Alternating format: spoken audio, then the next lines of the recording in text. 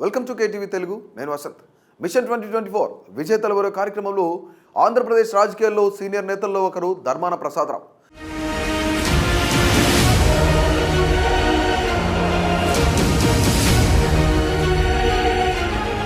చదివింది ఇంటర్ అయినా ఇంటలెక్చువల్ ప్రసంగాలు ఇస్తారని పేరు తెచ్చుకున్నారు. శ్రీకాకుళం నియోజకవర్గంలో ఓడిపోతూ గెలుస్తూ వస్తున్న ఆయన ఈసారి మంత్రిగా మరింత గడ్డు పరిస్థితిని ఎదుర్కొంటున్నారు. తరచూ వివాదాస్పద వ్యాఖ్యలు చేస్తున్నారు. మంత్రి అయిన తర్వాత కూడా పూర్తిగా నియోజకవర్గానికి సమయం కేటాయించి ఊరూరా తిరుగుతున్నారు. చివరికి తనకు బదులుగా తన కుమారుడికి సీటు ఇప్పించుకోవడానికి ప్రయత్నించారు.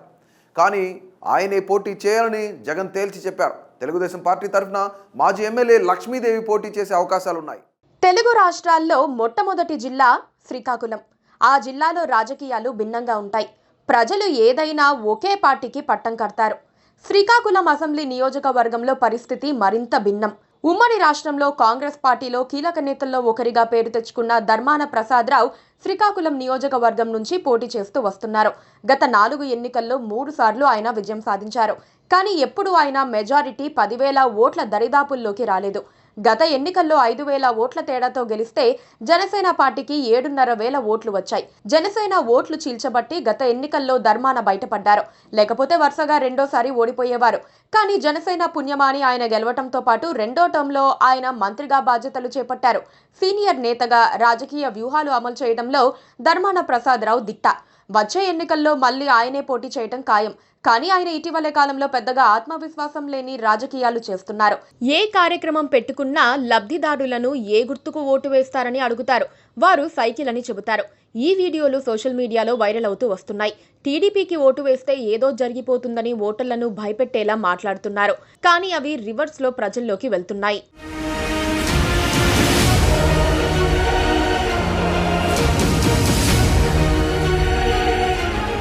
రోడ్లు వెయ్యకపోయినా పర్వాలేదన్నట్లుగా ఆయన చేసిన కామెంట్లు కూడా నివ్వరపరిచాయి. వివాదాస్పద వ్యాఖ్యలతో ప్రభుత్వం చాలా గడ్డు పరిస్థితుల్లో ఉందన్న అభిప్రాయాన్ని ఆయన కల్పిస్తున్నారన్న అభిప్రాయం ఎక్కువగా వినిపిస్తోంది. అదే సమయంలో ధర్మాన ప్రసాదరావు ఈసారి తాను పోటీ చెయ్యనని, తన కుమారుడికి అవకాశం కల్పించాలని సీఎం జగన్ను కోరారు. కానీ జగన్ మాత్రం అంగీకరించలేదు. సిక్కోలులో పోటీ చెయ్యనంటే కొత్త అభ్యర్థిని చూసుకుంటానని జగన్ చెప్పినట్లుగా తెలుస్తోంది.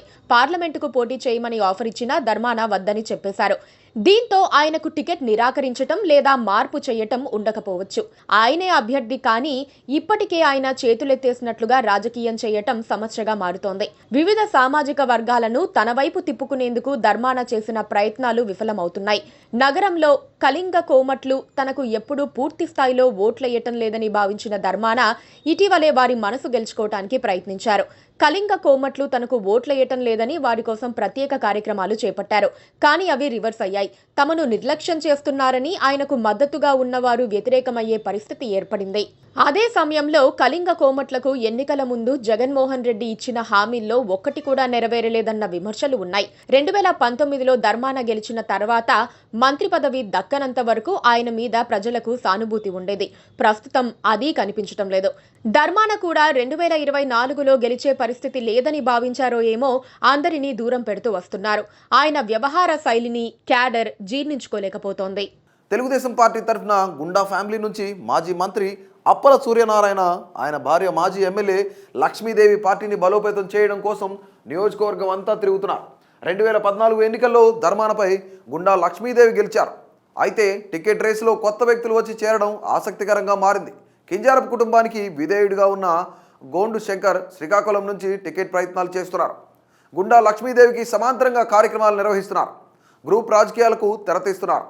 ఇది టీడీపీకి ఇబ్బందిగా మారే అవకాశాలు కనిపిస్తున్నాయి. జనసేన నుంచి గత ఎన్నికల్లో కోరాడ సర్వేశ్వరరావు పోటీ చేయగా ఆ తర్వాత పెద్దగా ఇటువైపు చూడలేదు. ఈ మధ్య మళ్ళీ పార్టీ కార్యక్రమాల్లో మెరుస్తున్నారు. ఇక్కడ జనసేన పార్టీకి పెద్దగా బలం లేదు, కానీ చీల్చే 6-7 ఓట్ల తేడాతో ఫలితం మారిపోతుంది. అందుకే జనసేనతో పొత్తు కీలకంగా మారే సూచనలు కనిపిస్తున్నాయి.